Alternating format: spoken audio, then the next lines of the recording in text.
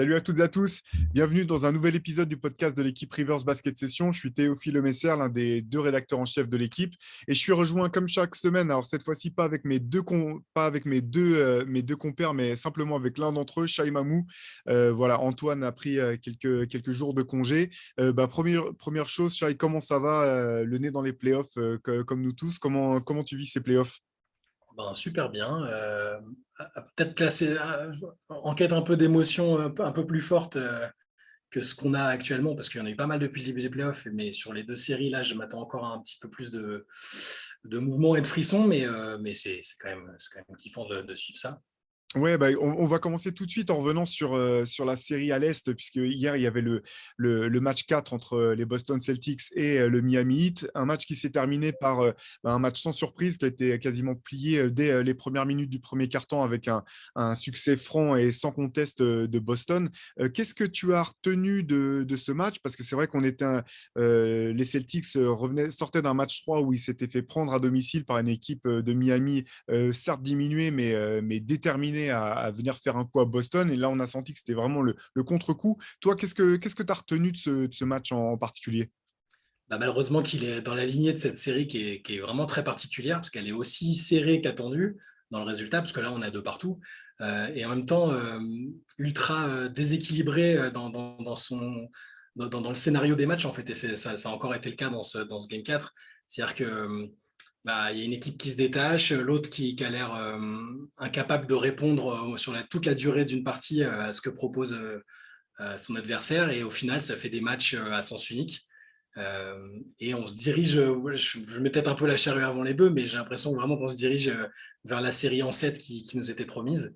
Sur le match d'hier, bah, j'ai eu ce sentiment que les deux équipes, mais Miami encore plus, étaient exténuées et incapables de trouver un second souffle. Je ne sais pas si tu vois ce que je veux dire, mais Ouais. euh, on sait, voilà, les deux équipes ont eu des blessés. Il y a des joueurs, des joueurs qui sont incertains d'un match à l'autre, qui jouent un match sur deux. C'est très, très bizarre en termes ouais, de conditions physiques. C'est extrêmement dur à anticiper et à analyser. Et du coup, ça a un impact sur les résultats, là. Hier, j'ai trouvé Miami complètement exsangue, sans vie, sans solution, que ce soit les joueurs cadres ou les role-players, même si le banc a été relativement intéressant. Et à côté de ça, bah, voilà, Boston qui reprend du poil de la bête, même avec des absents et qui égalise à deux partout. Donc, ce que je disais un peu en préambule sur le manque de frissons, c'est voilà, ce match 4, ça a été l'archétype de ce que je disais. Pas énormément de sensations fortes et de suspense, ce qui est un petit peu dommage, mais je pense que ça va venir. C'est vrai que là, les deux équipes, on a un peu le sentiment qu'elles sont presque au bout du rouleau. Ouais. Enfin, le match 3, c'était assez incroyable. Tu avais l'impression qu'il n'y avait pas une minute de jeu sans qu'il y ait un joueur qui se retrouve par terre, qui parte au vestiaire, qui revienne des vestiaires avec la salle de Boston. Dans deux cas, qui a vécu des mini moments Willis Reed avec le retour de Marcus Smart et de Jason Tatum. Marcus Smart qui finit le match, tu sais pas comment. Jimmy Butler qui joue pas la deuxième mi-temps parce que trop diminué. Même chose pour Tyler Hero qui n'a pas disputé non plus le match 4. J'ai un peu l'impression que on se dit bon bah finalement c'est l'équipe qui pourra simplement compter le plus de joueurs à aligner sur la feuille de match qui risque de remporter cette série. C'est vrai que sur ce match 4, Marcus Smart n'était pas en état de jouer. Pas étonnant vu l'entorse de la cheville monstrueuse qui se fait au match 3. Moi, je comprends toujours pas comment il a pu revenir sur le terrain et garder sa mobilité. Je pense que je sais pas s'ils lui ont fait des infiltrations dans le vestiaire ou quoi, mais ça doit être un truc quand même assez costaud. Au final, c'est Miami et je pense qu'il a été vraiment le plus diminué sur ce match avec un Kyle Lowry qui n'est pas du tout à 100%, un Jimmy Butler qui ne peut pas être transparent à ce point ou du moins timide à ce point si ce n'est pas parce qu'il y a un problème vraiment avec son genou qui lui pose des problèmes. Tyler Hero, comme on vient de le dire, qui n'a pas joué. Victor Oladipo qui a dû jouer 30 minutes et je pense qu'il est un peu carbo là, même si dans le match 3, c'était un petit peu le héros discret de ce match 3 pour Miami avec ses performances défensives. Donc j'ai l'impression que là, Miami tape vraiment dans le mur. Ils vont retourner à Miami en Floride. On espère que, voilà, ne serait-ce que pour l'intérêt de la série, que Tyler Hero pourra rejouer, que les joueurs seront un petit peu retapés. Ce qui est inquiétant quand même pour moi du côté de Miami, c'est que en Floride, il n'y a pas vraiment d'avantage du terrain. C'est quand même une des salles les plus soft en termes d'ambiance. Enfin, c'est sympa, tu as DJ Khaled, les gens sont habillés en blanc, mais voilà, on sait que ce n'est pas les ambiances un peu hostiles qu'on peut retrouver dans quelques Ouais. autres salles NBA. Je me fais un petit peu de soucis quand même pour Miami. Après le match 3, je m'étais dit qu'on ne retrouverait pas un deuxième match de suite aussi transparent de la part de Jason Tatum. Là, il a répondu présent avec un match complet de A à Z. Euh, Comment, à l'heure actuelle, même si encore une fois c'est un peu paradoxal parce que c'est à Boston que l'un des joueurs principaux n'était pas sur le terrain en la personne de Marcus Smart, dans cet équilibre entre deux équipes fatiguées, un peu diminuées, où est-ce que tu placerais le curseur, toi, de ton point de vue?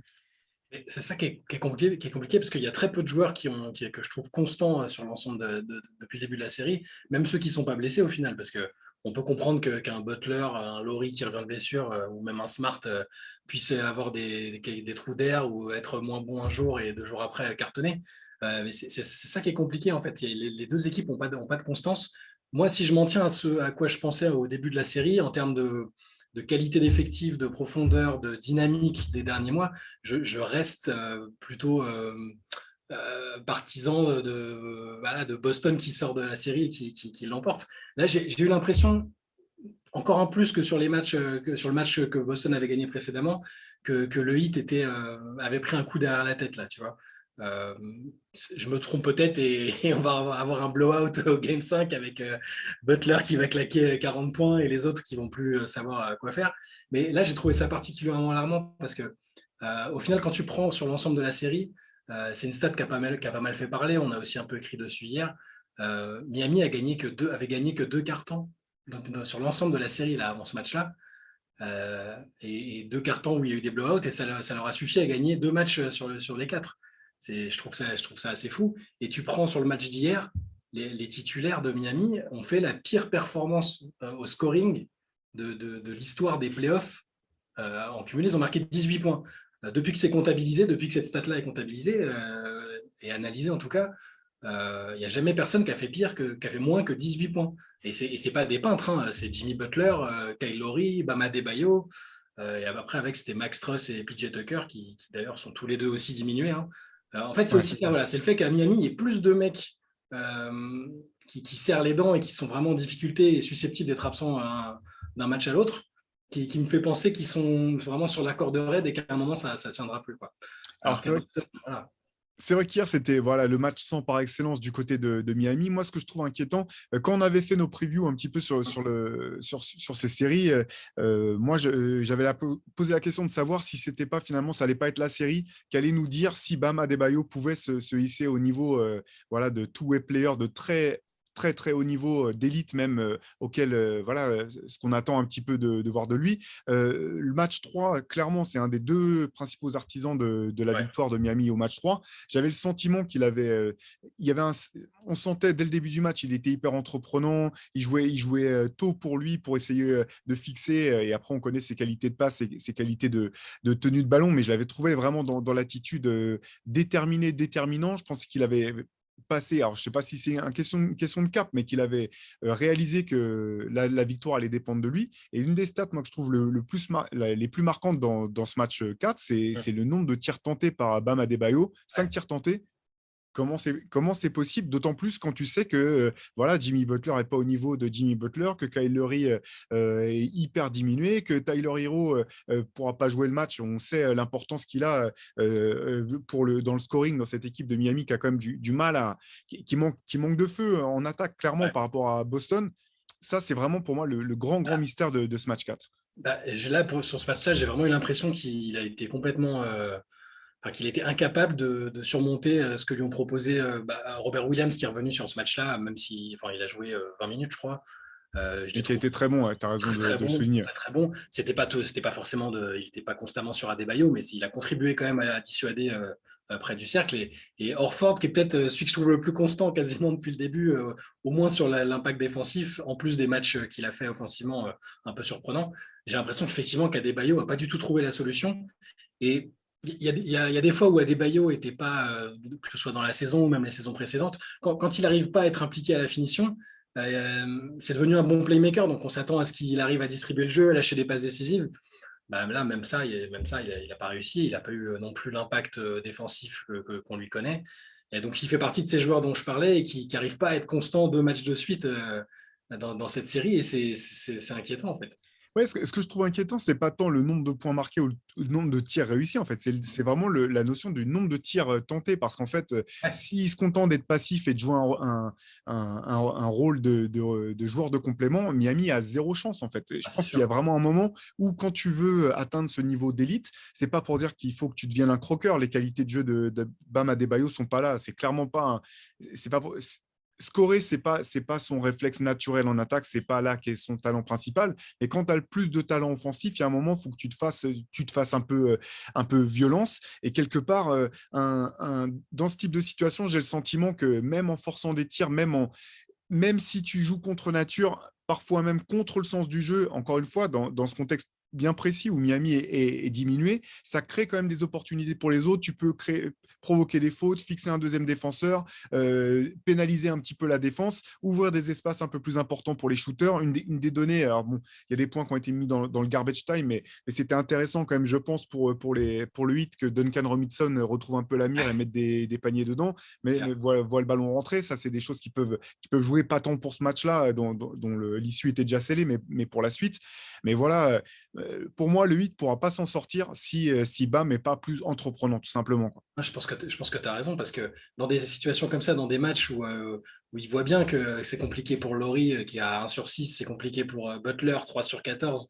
Je pense qu'il est conscient que les mecs autour de lui sont diminués, alors que lui, en théorie, il n'a pas de problème physique qui justifierait qu'il soit moins bon que d'habitude.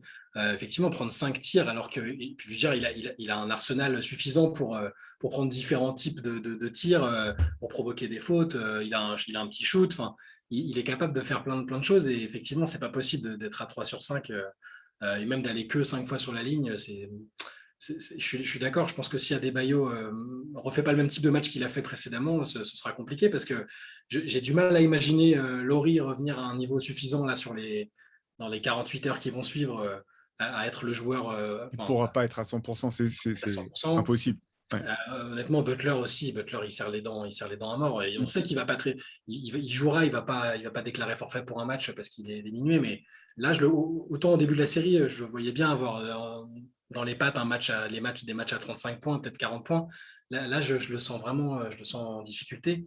Et dans ces cas de figure-là, on s'attend à ce que les role-players qu'ils ont autour, et qui sont d'énormes surprises, Max Struss, là, enfin, en théorie, sur le match précédent, il cale des shoots hyper décisifs, il n'a pas peur. Mais là, ils se sont occupés de lui et ils l'ont quand même ciblé, hein. Ils Il l'ont voulait ciblé absolument carrément. plus. Voilà, Ouais. il l'a ciblé, il shoot à 0/7. Euh, alors, le banc a été correct, mais c'était déjà trop tard, en fait. Ouais. Euh, donc, c'est à la fois très compliqué de prédire ce qui va se passer au match suivant, parce que Miami aussi a été très irrégulier, mais c'est vraiment juste un petit feeling qui me fait dire que c'est peut-être un tournant qu'il y a eu là sur ce dernier match, a peut-être marqué un tournant. Ouais, ce qui est intéressant, je voudrais revenir sur ce que tu disais sur Robert Williams, qui est vraiment Ouais, excellent durant tous ces playoffs. Et je trouve ça intéressant parce que voilà, dans ce basket moderne où on dit, bon, bah non, les pivots n'ont plus forcément leur place, à moins d'être des joueurs qui peuvent tirer de loin, comme des Jokic, des Joel Embiid et compagnie. Finalement, on se rend bien compte, parce que déjà dans la série précédente face à Milwaukee, il avait été là aussi déterminant. Et je vais faire un petit parallèle avec DeAndre Ayton et le fait que les Suns ont rechigné à lui lâcher un contrat en se demandant s'il valait vraiment la peine qu'on lui donne tant d'argent. Au bout du compte, on se rend compte malgré tout qu'en playoff, que pour aller loin, pour gagner un titre, tu as un moment besoin d'un joueur qui va faire la différence au rebond ou en défense ou dans la dissuasion. Et que là, Robert Williams, vraiment, il a cet impact-là du côté de Boston. Pour moi, c'est aussi une des… Effectivement, tu le mettais en relation avec les performances offensives de Bam Adebayo. Il a cruellement manqué, je pense, aux Celtics au match précédent. Et là, c'est finalement pas un hasard si Boston a pu retrouver une telle domination défensive et au rebond, parce qu'au rebond, c'était pareil. ouais. Sur ce match 4, c'était totalement déséquilibré le rendu. Et donc, c'est intéressant de voir l'importance de ce type de joueur. Et ce qui suit après, c'est comment, enfin, en termes de valeur monétaire, comment tu Ouais. récompenses, tu valorises ce type de postes qui ne sont pas les plus flashy. Ce n'est pas forcément ceux qui sont le plus importants durant la saison régulière, mais en playoff, on voit vraiment l'impact que ce type de joueur peut avoir. Je l'adore depuis quasiment le début, même avant qu'on le voit être vraiment bon sur le terrain. Il était complètement perché à son arrivée en NBA où il était à la bourre tout le temps. Mais en fait, tu voyais sur des séquences. Time Lord. Time Lord, bien sûr, le maître du temps, c'est ça, c'est lui. Mais pour moi, là, même là, à l'heure actuelle, il n'a pas vraiment d'équivalent en NBA parce qu'il n'y a aucun joueur qui est aussi intense de manière quasi erratique. En fait, tu as l'impression qu'il sait pas ce qu'il fait, qu'il se met en danger avec son corps, qu'il met en danger les autres. Tu peux avoir ce sentiment de manque de contrôle dans ce qu'il fait, mais en fait, il est tellement intense et tellement généreux, mais dans le bon sens du terme, qu'il a un impact énorme, en fait. Et il progresse, il progresse, il progresse. Là, cette année, avec Udoka, il a encore progressé, je pense. Parce qu'en Et, termes de justesse, je trouve vraiment il a fait ah d'énormes ouais, progrès. énorme progrès. Mm. Tu sens qu'il y a la maturité qui est arrivée. Avoir un mec comme Orford autour, je pense que ça l'aide bien aussi. Il y a tout un tas de choses qui font que comme tu disais, il est très très important pour Boston. Et le fait qu'il n'ait pas pu jouer tous les matchs, qu'il soit toujours incertain au moment du coup d'envoi, parce qu'il est diminué, mine de rien. Mais là, sur un match comme ça, où même s'il joue que 19 ou 20 minutes, il triche pas. Et l'énergie qu'il donne et ce qu'il apporte sur ce temps de jeu-là, c'est énorme pour Boston. S'ils arrivent à l'avoir jusqu'à la fin de la série et au-delà, ça va être un facteur décisif. Ouais, c'est dur du coup, avec autant de blessures d'un côté comme de l'autre. Du côté de Miami, alors bien sûr, tu peux pas te dire, bon, bah, c'est le match 4 des playoffs, on y va, on va le perdre de toute façon, puis on va mettre nos joueurs au repos et puis on prendra le Ah ouais, prochain.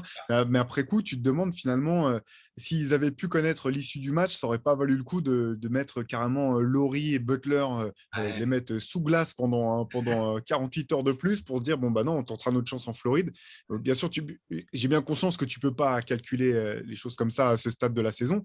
Mais ouais, honnêtement, je ne serais pas si surpris à ce stade à ce stade de la série si Boston devait prendre les 2 prochains matchs, même si, voilà, encore une fois, moi, j'adore cette équipe de Miami et je connais ses ressources, sa mentalité globale de guerrier, à l'image de ses leaders, Jimmy Butler, Kyle Lowry et Bam Adebayo, mais à part voilà, la petite lueur de me dire bon, bah, si Duncan Robinson peut remettre un petit peu dedans, te dire que Max Strus pourra rebondir, que Tyler Hero reviendra, on l'espère, au match 5, que voilà, les bobos seront un peu plus soignés.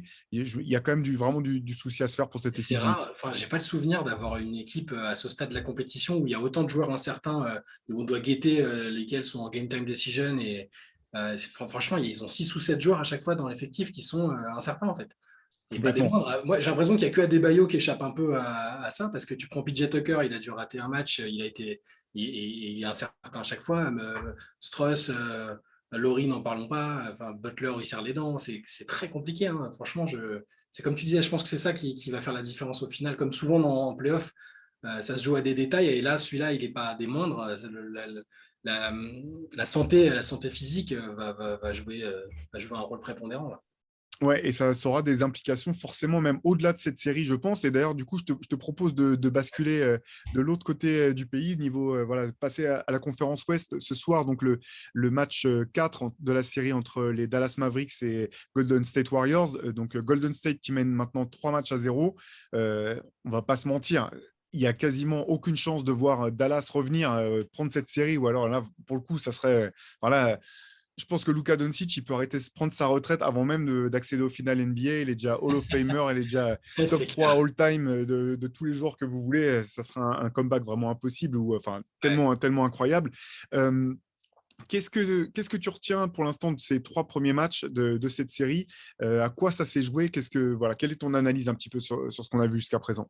Ça me rappelle la série précédente pour Dallas, c'est-à-dire que, sauf que là, pour le coup, ils avaient réussi à inverser la tendance. Une fois que Jason Kidd avait un peu interpellé tout le monde en disant, bon, Luka fait le taf et les autres, il faut que les autres sortent un peu du bois. Là, Doncic fait encore, à beau faire des matchs à 40 points, derrière, ça rentre pas, les autres n'arrivent pas à mettre dedans. Et en face, quand tu as une équipe qui est capable de jouer au niveau des Warriors, même en ayant des petits trous d'air, des inconstances dont on parle à chaque fois, il y a trop d'options en face, trop d'expérience du haut niveau, plus des joueurs qui se révèlent vraiment, qui sont en train d'éclore, comme Andrew Wiggins. C'est trop compliqué pour Dallas. Mais d'un autre côté, c'est pas inquiétant et on le ressent aussi, que ce soit chez Kidd, chez Doncic. Tu vois, j'ai l'impression qu'ils sont très conscients qu'il y a un vrai écart de niveau entre les deux équipes, mais qu'ils sont en train d'engranger de l'expérience pour la suite. et ils sont, voilà, ils sont conscients d'avoir une superstar qui est là pour longtemps, d'avoir les outils autour pour construire, et que là, c'est juste c'est une mauvaise rencontre, entre guillemets. Ils ne sont pas encore prêts pour affronter une équipe avec l'un des meilleurs joueurs de tous les temps, plus autour un des meilleurs défenseurs de tous les temps, des joueurs très complets. Voilà, je pense que ça ne me surprend pas. Dans les pronostics, j'avais mis 4-1, je crois, quand on en avait parlé. Ouais. On ne peut pas exclure que Dallas un petit sursaut et que Golden State se relâche sur le match 4. Ça ne me paraît pas insensé. Mais voilà. Que les shooters finissent par mettre des tirs un petit peu que Reggie Bullock tu prends le match 4, du panier. Bullock 0 sur 10 à 3 points, ça peut pas. Lui, ça reste un paramètre important. Lui et Maxi Kleber, même s'il joue un petit peu moins, c'est des joueurs, si tu sais que si eux ne mettent pas pendant le match, ça va être compliqué. Parce qu'ils ont signé un 0 sur 15 quand même en cumulé sur le dernier match. 0 sur 15, voilà, tu peux pas. Contre les Warriors, tu peux pas. Et malgré ça, Doncic est honnêtement irréprochable dans le comportement, dans la volonté d'impliquer les autres, même s'ils ne mettent pas dedans. Je le trouve hyper rassurant en fait. Il n'est pas parti en mode en mode je vais tout faire tout seul et les mecs autour de moi sont pas bons. C'est plutôt voilà, je veux être un vrai leader positif pour les mecs autour de moi et advienne que pourra. Ouais, je partage complètement ton avis. Je pense que là, en fait, c'est la différence de talent entre ces deux équipes est tellement criante, criante, tous les mots, tous les qualificatifs qu'on veut trouver. Au bout du compte, c'est même assez incroyable que Dallas ait pu se hisser jusqu'à ce niveau de la compétition. Dallas, il y a un seul All-Star. Alors certes, il est parmi les 5 meilleurs joueurs de la Ligue, 5 meilleurs joueurs du monde sans conteste, mais derrière, il y a 0 All-Star. On dit même pas il manque une deuxième superstar, une troisième superstar. Il n'y a même aucune star. Le deuxième meilleur joueur, c'est Jalen Brunson. À la surprise un peu générale, on ne s'attendait pas à ce qu'il hausse son niveau à ce point au cours de la saison. Et là c'est juste pas jouable. En face, tu as un banc des Warriors qui est extrêmement bien compris, bien pensé, pardon, hyper complet. Je ne vais pas y revenir tout le temps, mais il faut se rappeler qu'Otto Porter, à un moment, il a touché un salaire parce qu'on pensait que ça serait le deuxième joueur d'une équipe qui pourrait jouer loin. Là, il se retrouve à être 7e, 8e homme d'une équipe.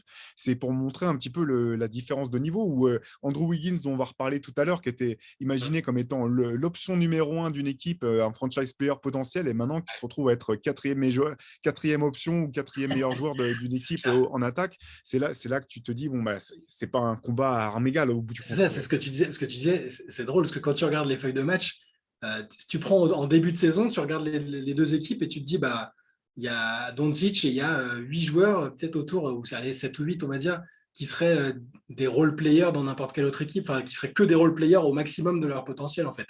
Alors, il s'est avéré qu'un Jalen Brunson est devenu plus que ça. Il est indispensable aux Mavs. Il est excellent, il va toucher un gros chèque, que ce soit Dallas ou ailleurs, et c'est super. Finney Smith, il s'est révélé comme un des meilleurs défenseurs de la Ligue, je pense. Il y a un joueur extrêmement précieux. Mais autour, les Bullock, Dwight Powell, Dinwiddie qui arrive en cours de route, Bertans, c'est des joueurs, Kleber, c'est des joueurs, en début de saison, tu regardes l'effectif, tu dis, bon, ça va être compliqué pour Dallas quand même. Et en face, tu apposes ça à l'effectif dont tu as parlé, avec ces joueurs-là, des Wiggins, comme tu disais, on en parlait comme un mec qui allait changer un peu le jeu à l'époque, tu vois. Klay Thompson, on l'oublie presque, c'est peut-être le deuxième meilleur shooter d'histoire en shooting pur. Enfin, c'est très déséquilibré. Et là, oui, au bout d'un moment, il fallait bien que ça se manifeste d'une manière ou d'une autre. Et pourtant, ils sont pas ridicules. Sur le dernier match, jusqu'à la mi-temps, ils sont à égalité ou pas loin. Faut Golden State rentre au vestiaire avec un point d'avance. C'est pas mort parce qu'ils sont sauvés. Ils sont sublimés plus que sauvés parce que du coup, ce serait injuste pour les autres joueurs qui font vraiment du bon taf. Ils sont sublimés par Doncic jusqu'à ce qu'il n'en puisse plus, en fait. Ouais, mais c'est ça, parce qu'en fait, si tu mélangeais les deux effectifs et que tu devais faire des équipes, tu prends un joueur, donc Doncic serait premier, mais derrière les joueurs 2, 3 et 4 seraient probablement du côté des Warriors. Après, tu aurais certainement Jalen Brunson, à voir où tu le places par rapport à d'autres joueurs des Warriors. Mais ce qui est terrible, c'est que derrière les joueurs 6, 7, 8, 9, sans doute seront aussi des joueurs des Warriors. Sûr. Donc, c'est juste là que c'est pas possible. Après, voilà. il faut reconnaître qu'au-delà du talent, il y a aussi un problème, comment dire? Enfin, pas un problème, mais il y a aussi une vraie différence de manière de jouer. On en avait parlé en preview. Les Warriors, c'est un jeu qui est basé sur le mouvement, des joueurs, du ballon et cetera. Dallas, c'est basé avant tout sur un créateur exceptionnel et des joueurs qui jouent en périphérie.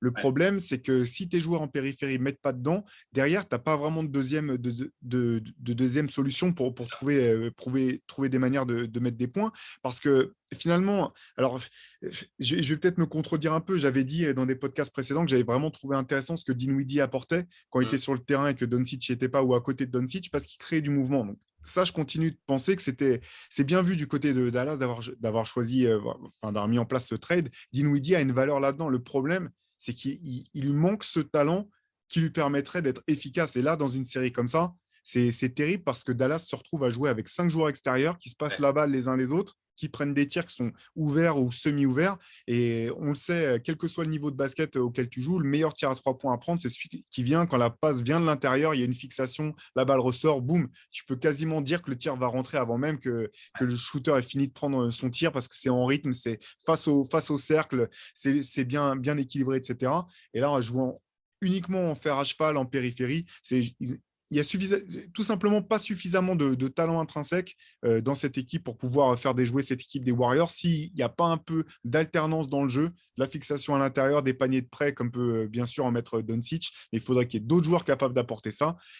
Ou un match comme ils en ont connu, où ils sont, je ne sais plus dans quel match c'était de la série précédente face à Phoenix, où il y a une adresse totalement incroyable, où voilà, Finney-Smith, Kleber, tous les autres ratent pas un panier. Bon, bah, tu peux prendre un match là-dessus, mais ça reste face à une équipe aussi talentueuse que celle des Warriors, ça reste du domaine de l'exploit. Je Ouais, et ne pense puis, pas que ce soit quelque chose de tenable. c'est ça. Et puis, ils se font défoncer au rebond là, sur le dernier match. C'était. Et justement, parce qu'ils n'ont pas ce profil, bah, ils n'ont pas un Robert Williams dans l'effectif, ils n'ont pas de mec capable de.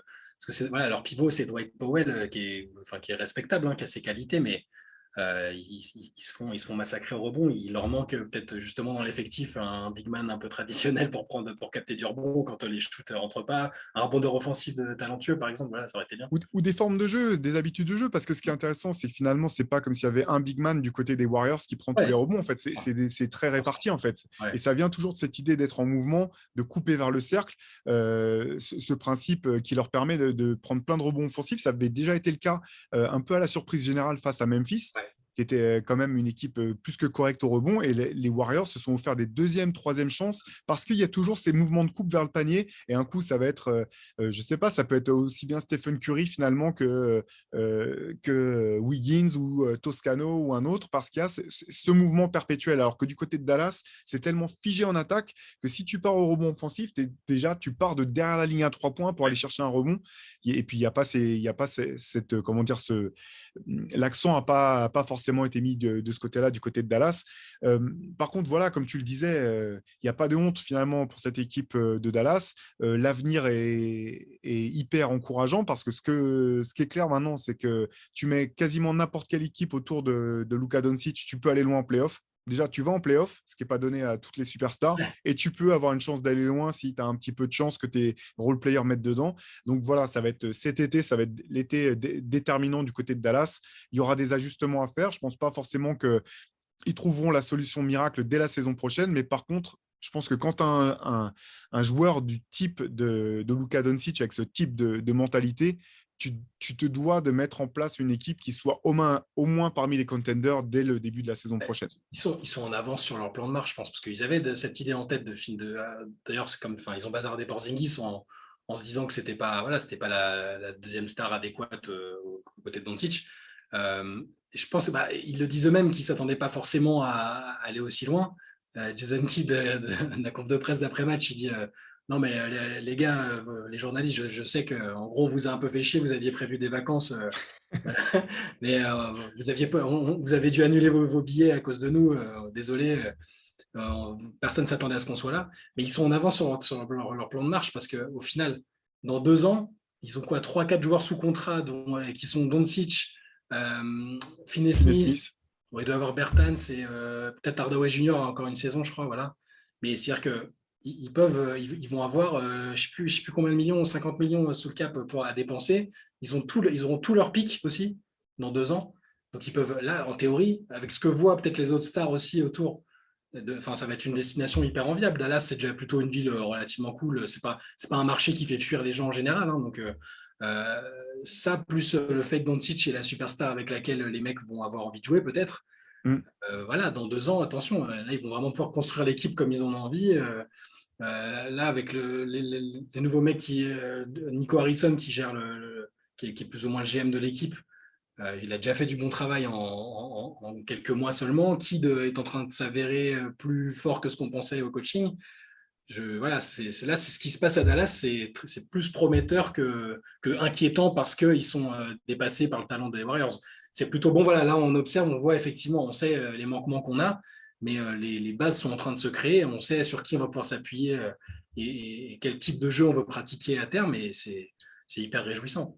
Oui, complètement. D'autant que Luka Doncic est indiscutablement respecté par ses pairs en NBA. Ouais, C'est un joueur, je pense, qui peut être attractif aussi. bien sûr. Comme tu l'as dit, c'est une franchise qui est plutôt, qui a par le passé réussi à faire venir des free agents ou du moins à faire venir des joueurs. On sait que Mark Cuban n'hésitera pas à mettre l'argent sur la table s'il le faut pour avoir une équipe compétitive qui peut gagner.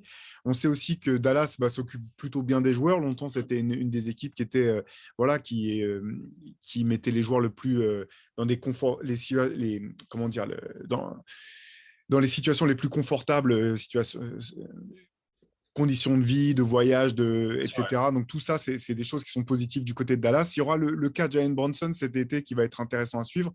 Ouais. Est-ce que jusqu'à quel point Dallas sera prêt à s'aligner? Je pense qu'ils seront certainement prêts à matcher les offres qui seront faites à Jalen Brunson parce que de toute façon, qui veuille le garder ou pas, ça sera un asset incroyable et du moins qu'aura vraiment de la valeur si jamais il devait chercher pas à s'en débarrasser, mais s'il devait comment dire, s'en débarrasser pour faire venir un autre joueur à sa place. Donc oui, oui, Dallas, plein de choses positives. Je pense aussi, et du moins j'espère que Luka Doncic a compris qu'il ne pouvait pas se permettre de débuter les saisons en étant à ce point derrière d'un point de vue forme. Ouais. Là, c'est encore un jeune joueur, mais quand on a cet impact physique dans le jeu et qu'en même temps on subit cet impact physique défensif en retour, faut faire attention à son corps. Donc j'espère que cet été, il y aura un effort fait là-dessus sur les aspects fitness, garder un poids constant, etc. Je pense vraiment que ça peut être quelque chose de très important pour Dallas. Il faudra voir s'il va avec sa sélection dans les Oui, compétitions à chaque fois aussi, ça sera un paramètre important parce que là, il a vraiment, je pense qu'il y a eu ce relâchement, même s'il a cette espèce de prédisposition à se faire plaisir et à se relâcher un peu en famille l'été, un peu que, voilà, on sait que Jokic avait un peu cette tendance-là. Je pense que c'est le fait qu'il ait enchaîné JO, enfin les qualifs, les JO. Voilà, il avait dit qu'il avait besoin de se relâcher et c'est pour ça aussi qu'il est arrivé comme ça. S'il fait une intersaison plutôt classique et qu'il monte en puissance sans avoir à chaque fois une compétition internationale, vu que la Slovénie sera dans notre groupe, s'il veut se prendre un peu de vacances supplémentaires, ça nous va. ça nous va très bien. Je suis plutôt, ouais, je pense là-dessus que il m'a l'air d'avoir compris, il en a parlé, hein, qu'il avait changé un peu de régime alimentaire, de façon de faire. Je pense on va commencer à avoir le Doncic version, version ultime ou pas loin très très prochainement, avec un prime qui va arriver très très tôt. Et c'est assez flippant. Carrément. Et du côté des Warriors, on l'avait dit un petit peu au début des playoffs, c'était pour nous la meilleure équipe, probablement encore en lice, mais il y avait tout un tas de si, comme une liste de choses à cocher. Est-ce que Stephen Curry sera revenu à 100%? Est-ce que Draymond Green sera revenu à 100%? Est-ce que Klay Thompson arrivera à enchaîner les performances, etc. Tu as un petit peu l'impression qu'ils ont coché envers toutes les cases, que quoi qu'il arrive, enfin, quel que soit le résultat de ce soir, même si Dallas devait prendre le match, encore une fois, je ne vois pas Dallas renverser la série. Par contre, c'est vrai que les Warriors ont tout intérêt à faire en sorte que la série soit la plus courte possible, parce qu'on en parlait tout à l'heure, du côté à l'Est, quelle que soit l'équipe qui sortira championne de la conférence Est, ce sera une équipe qui aura laissé des plumes dans la bataille, qui n'arrivera pas à 100%. Et là, je pense que les Warriors ont vraiment plus que jamais une autoroute tracée vers un nouveau titre. Ouais. Je ne sais pas ce que tu penses de tout ça, Shai. C'est vraiment la sensation que j'ai depuis le début de ces finales de conférence, c'est que à l'Est, c'est tellement intense, incertain, et il y a tellement de blessés et de types qui sont quotidiennement pas à 100%, que ouais, les Warriors, qui eux n'ont pas vraiment de pépins physiques majeurs, alors, ils ont des petits trucs comme tout le monde, hein, autoporteur est incertain sur les matchs. Il y a toujours, bon, Gary Payton n'est toujours pas là. Iguodala non plus, mais on peut supposer que si à finale, l'un ou l'autre arrivera à jouer. Et le fait que les kilomètres accumulés soient beaucoup plus importants, quoi qu'il arrive, pour l'équipe de l'Est, fait dire que les Warriors, effectivement, ont une sorte de boulevard. En plus de la confiance, il y a la fraîcheur physique qui va être déterminante.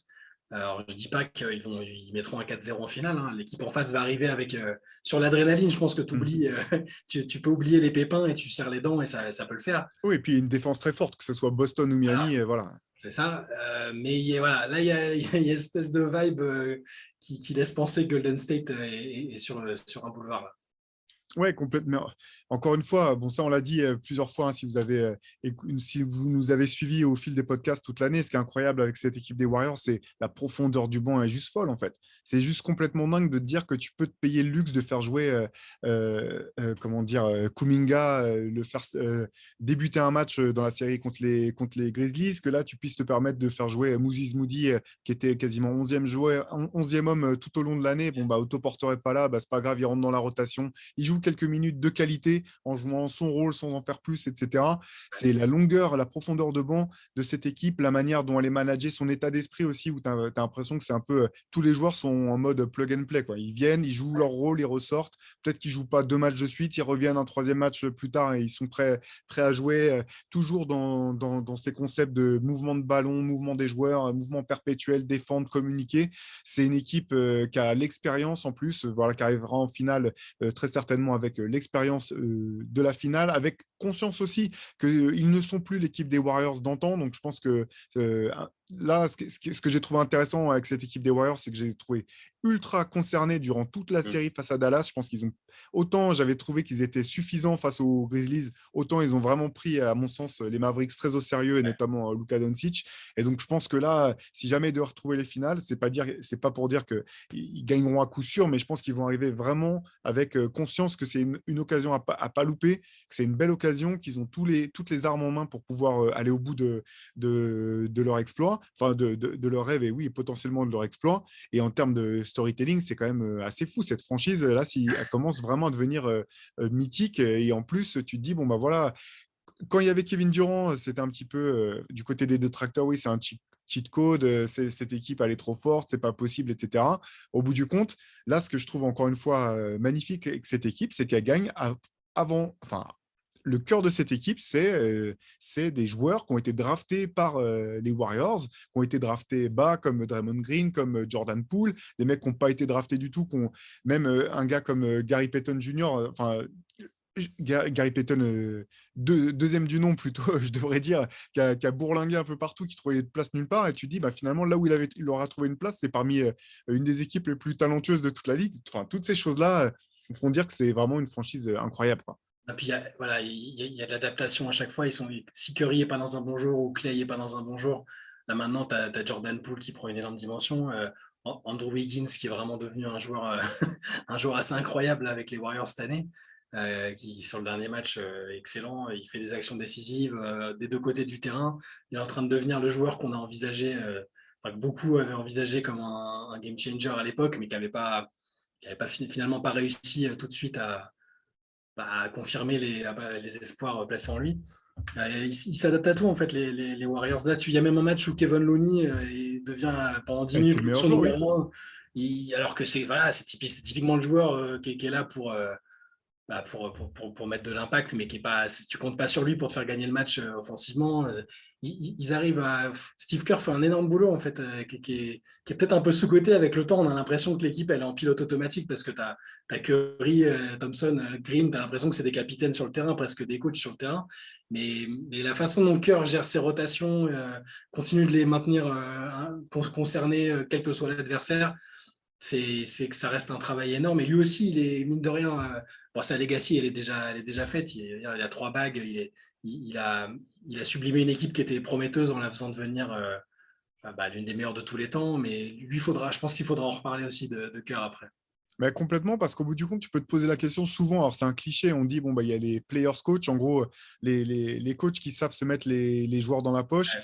Tu as ceux qui savent gérer les égos, comme Phil Jackson, par exemple, et tu as les coachs tacticiens, comme, je sais pas, Eric Spoelstra, Nick Nurse. J'ai un peu l'impression que Steve Kerr, au bout du compte, il coche un peu toutes ces cases, au bout du compte, Ouais. au fur et à mesure que les saisons se passent. Il y a aussi. Bah, en fait, c'est que du propriétaire au 15e homme de cette équipe, il y a quand même une intelligence dans l'articulation dont les choses sont faites. Euh, le management s'occupe du management, le coaching s'occupe du coaching, les joueurs sont sur le terrain et jouent, mais tout ça c'est fait en bonne entente, en harmonie et de manière à ce qu'il y ait de la continuité. Là, on en revient, il y a quelque chose, j'ai l'impression, ce que je disais un petit peu, j'ai l'impression que cette franchise, elle a étudié ce qui se passait autour et elle a pris un peu le meilleur de tout, quoi. Elle a pris les aspects culturels des Spurs, le fait de voilà, avoir des staffs, des coaching staff qui soient de très bonne qualité, où l'échange est valorisé avec voilà, pas de lutte d'ego, etc. Qu'ils ont pris aussi des informations parmi les analytics pour voir ce qui était intéressant, qu'ils ont mis leur scouting au niveau de leur comment dire, de leurs ambitions, avec la capacité, comme les Spurs, à un moment, à aller dénicher des mecs au deuxième tour ou des gens pas draftés et à en faire des joueurs importants derrière. Et une notion enfin, moi, qui est chère à mon cœur, hein, dont je parle souvent, notamment quand je parle des Raptors, une capacité à faire de la post-formation et avoir des joueurs un peu bruts, mais finalement à voir ceux qui pourront être perfectibles et à les aider à aller plus loin là-dedans.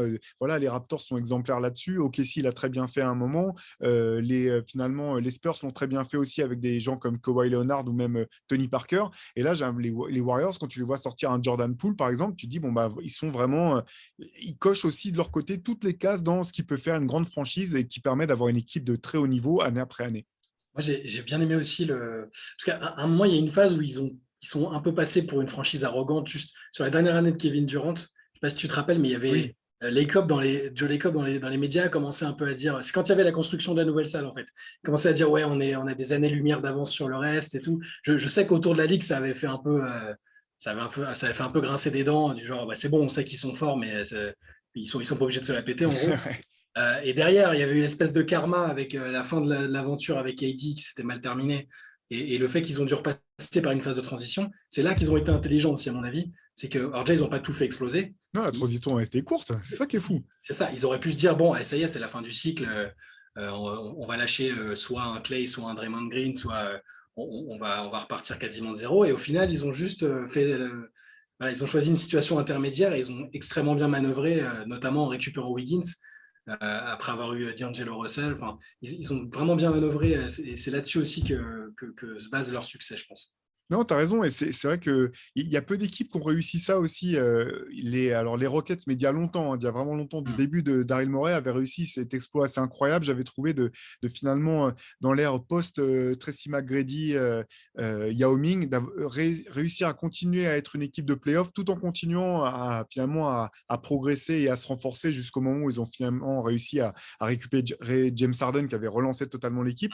Mais c'est pas simple parce que souvent, quand tu fais ce choix-là, tu risques de te trouver dans une situation comme celle des Spurs actuellement, où finalement, c'est une équipe qui ne sait pas perdre. Donc, ils vont toujours être suffisamment compétitifs pour être entre la 8e et la 10e place de leur conférence, et en même temps, jamais avoir l'occasion d'aller drafter très haut, donc pas pouvoir vraiment se réinventer, et en même temps être dans un tout petit marché, donc tu sais que tu ne vas pas faire venir des franchise players, enfin des free agents de Ouais. luxe. Et je pense que le plan des Spurs, et c'est là que c'est.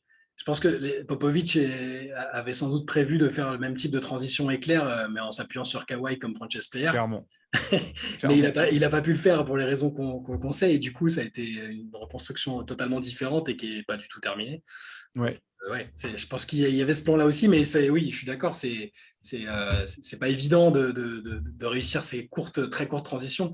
La plupart passent par des reconstructions de 5-10 ans, des trous d'air.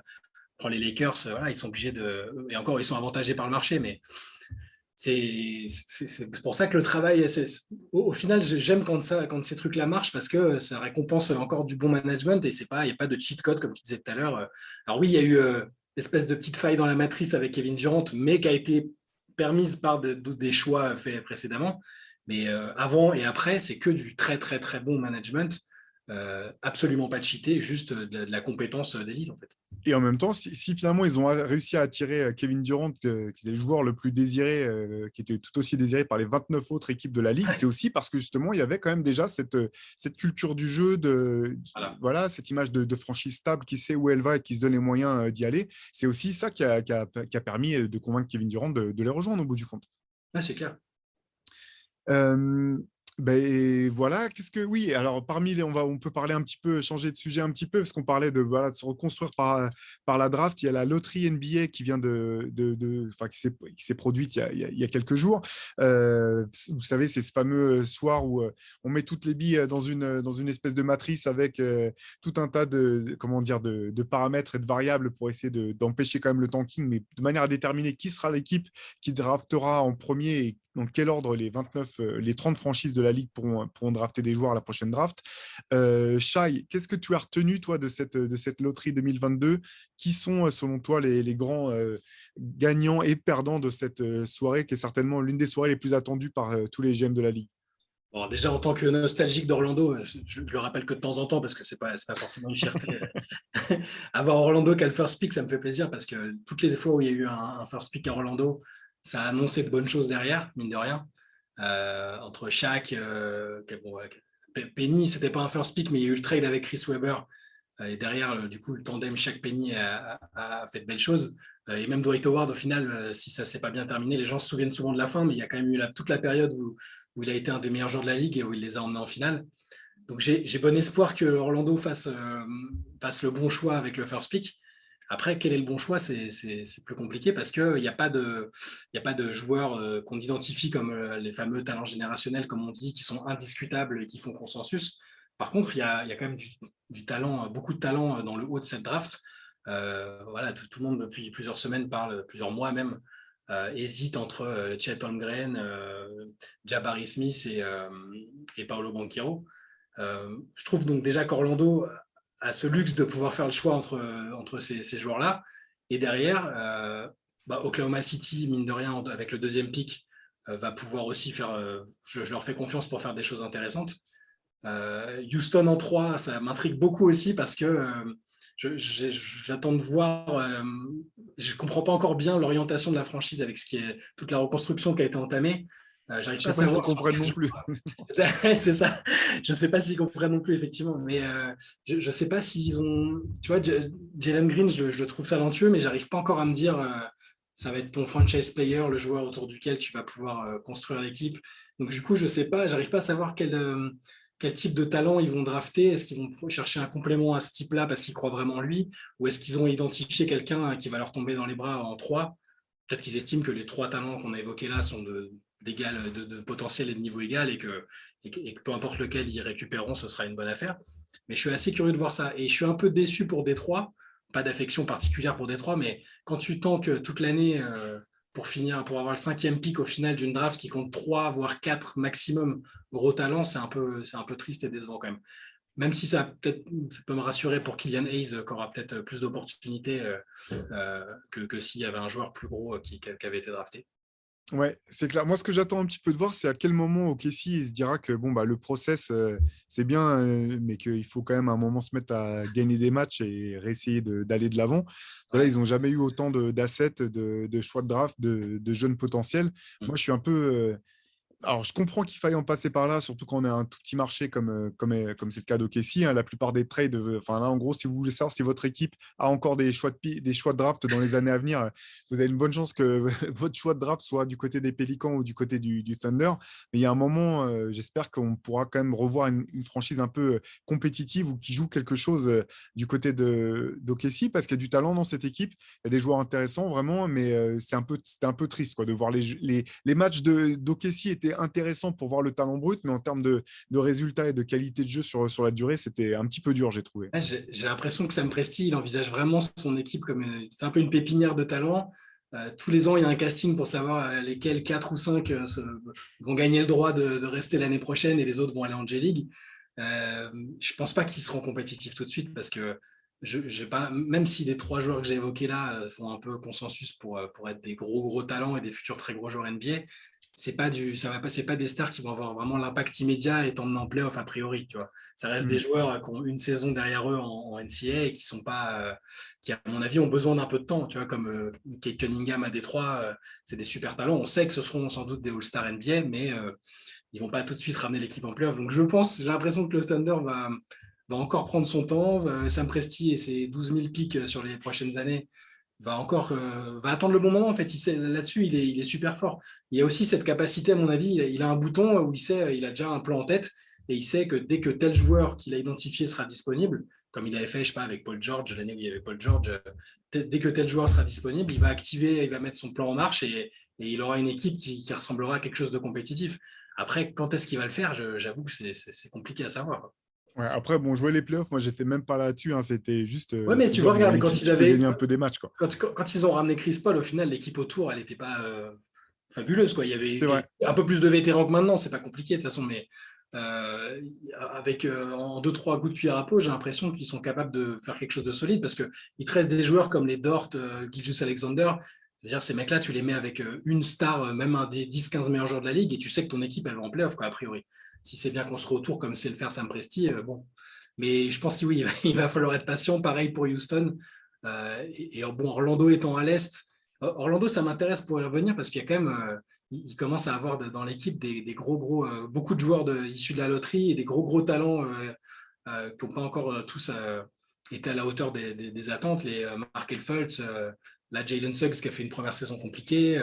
Mais il y a beaucoup de. Les euphémismes de Shai Mamou pour parler du Orlando Magic. Voilà, c'est bon. Ouais. Mais voilà, Fultz, c'est un joueur, franchement, quand il ne se blesse pas et qu'il peut enchaîner 10 ou 15 matchs, il y a joueur quand même, hein, il est vraiment fort. Et Suggs, il a pas pu montrer grand-chose parce qu'il a été blessé les trois quarts de la saison. Et puis, tu as autour, voilà, tu as des joueurs qui montent un peu qui montent un peu en compétence, les Mobamba. Les frères Je sais que Wagner. ça, je sais que ça et voilà, Ouais. Franz qui a fait une très Franz belle Wagner saison. surtout, parce que Mo, c'est plus du besogneux de la rotation, mais Franz Wagner, c'était bien. Donc c'est pareil, c'est un groupe qui a besoin peut-être soit de drafter la star qui va faire que tout se met en place, soit d'utiliser tout le talent accumulé au fil des ans pour enclencher une reconstruction. Mais bon, moi je suis content, je ne vais pas bouder mon plaisir et j'espère que le first pick va annoncer de belles choses comme toutes les autres fois où il y a eu le first pick. Bon, bah, en tout cas, si vous avez à cœur de savoir qui draftera qui, allez faire des tours sur Basket Session cette semaine parce qu'on vous prépare une première mock draft signée par un journaliste de talent à casquette et à barbe. Donc, ça devrait être intéressant à découvrir dans les jours qui viennent. Pour finir, on va finir peut-être sur l'info de la nuit. C'était la signature de Tim Connelly, l'ancien GM des Denver Nuggets, qui rejoint maintenant les Minnesota Timberwolves. Alors, belle opération du côté des Timberwolves. Magnifique opération, magnifique braquage du côté de Tim Connelly qui a réussi à leur faire cracher le maximum possible, 40 millions de dollars, plus des parts dans la franchise. Bref, une opération magnifique du côté de Connelly. Ceci dit, blague à part, c'est pas inintéressant du côté des Wolves qui ont finalement enfin réussi à sortir de la médiocrité crasse dans laquelle ils étaient depuis on ne sait même plus quand, pour aligner une équipe enfin semi-compétitive avec des joueurs quand même intéressants. Là, maintenant, ils récupèrent l'un des meilleurs GM de toute la ligue. Honnêtement, quand on voit ce qu'il a pu créer aux Nuggets, ça force le respect. Qu'est-ce que tu penses que ça peut augurer pour les Wolves à court terme, notamment? Alors, le meilleur scénario, ce serait qu'il fasse comme son prédécesseur Masai Ujiri et qu'il remporte le titre avec l'équipe qu'il aura rejoint derrière après avoir fait là aussi un énorme boulot. Mais dans tous les cas, même si ça ne va pas jusque-là, ça montre que les nouveaux propriétaires de la franchise sont extrêmement ambitieux et prêts à mettre de l'argent sur la table, Ouais. clairement.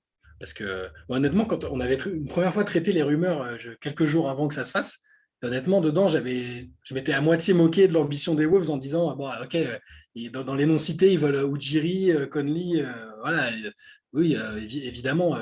Enfin, tu vois, tu vises le plus haut, mais sans espoir. C'est histoire de dire, regardez, on est là. Mais honnêtement, je ne pensais pas que ça se ferait. Mais je ne pensais pas non plus qu'ils enverraient autant de caillasses tout de suite pour le recruter. Ben, c'est ça, parce que c'est pareil, on en blaguait un petit peu entre nous, quand j'avais vu la liste aussi des gens qui voulaient, je me disais, mais qu'est-ce que ces GM-là pourraient aller chercher aux Wolves? Et en fait, la réponse est beaucoup, beaucoup, beaucoup d'argent. Parce que j'imaginais pas que les Wolves seraient prêts à mettre sur la table. Et au bout du compte, bah, bien joué du côté de Minnesota. Parce que c'est vrai qu'il n'y avait aucune autre manière pour eux d'avoir la moindre chance de débaucher l'un de ces GM-là, je pense. C'est ça. Et puis, du coup, là, ça va être intéressant de voir avec un GM qui, on sait qu'il sera proactif, hein. Même s'il y a des assets intéressants déjà en place, on l'a vu, ils sont allés en playoff. Anthony Edwards, bah, on est beaucoup, Vrai je pense, joueur. à avoir envie que ça Ouais. tourne un peu plus autour de lui. Moi, bon, personnellement, j'étais un peu refroidi par Kat sur ces playoffs. Autant en termes de comportement qu'en termes d'investissement défensif enfin bref, j'ai un peu de mal maintenant à le voir comme un joueur qui va faire gagner sa franchise. Mais il y a des assets, il y a des belles choses autour. Et puis, tu as un élément comme D'Angelo Russell, enfin, il peut servir de monnaie d'échange pour des choses. Il y a quelque chose à faire et j'ai l'impression que Conley voilà, vu qu'il a de la marge pour faire des choses, il va en faire et ça peut rendre les Wolves vite compétitifs. On n'a pas l'habitude de prononcer ces mots-là, mais là, ils ont de quoi faire pour être vite compétitifs.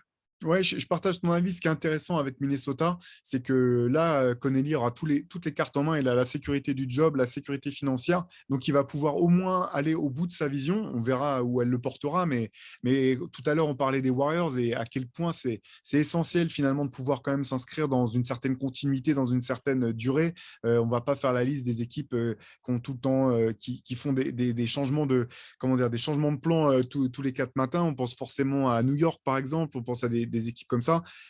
Le seul moyen d'y parvenir quand tu reviens de loin, c'est d'être dans la continuité, d'avoir une vision à long terme et de pouvoir la laisser se développer pour voir jusqu'où elle peut te porter.